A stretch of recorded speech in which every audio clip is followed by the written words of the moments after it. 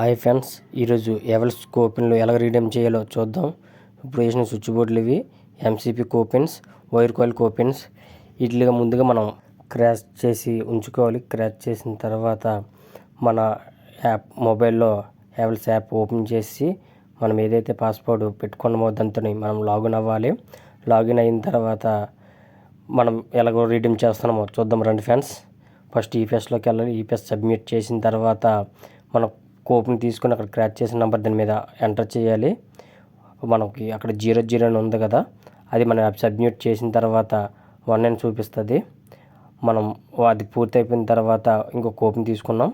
రెండో కోప్ని మనం ఎంటర్ చేస్తున్నాం. ఆ రెండో కోప్ని అయిపోతే మనకి 2 అని చూపిస్తే అలాగే ఎన్ని కోపులు అయితే ఎంటర్ చేస్తాం నెంబర్లు వస్తాయి. మనం మొత్తం 3 కోపులు తీసుకోవడం జరిగింది. వైర్ కాయిల్కి వచ్చి 10 పాయింట్స్, స్విచ్ బోర్డుకి వచ్చి 10 పాయింట్స్, ఎంసీబీకి 5 పాయింట్స్. టోటల్గా మనకి 25 పాయింట్స్ అనేది రావడం జరిగింది. ఇంకో 25 పాయింట్స్ మనకి బోనస్గా రావడం జరిగింది. టోటల్గా మనకి 50 పాయింట్స్ అనేది రావడం జరిగింది. ఈ వీడియో కానీ మీకు నచ్చితే లైక్ చేయండి, సబ్స్క్రైబ్ చేయండి, షేర్ చేయండి, గంట కూడా కొట్టండి. గంట కొట్టడం వల్ల మనం ఏ వీడియో అప్డేట్ చేసి మీకు త్వరగా వస్తాయి.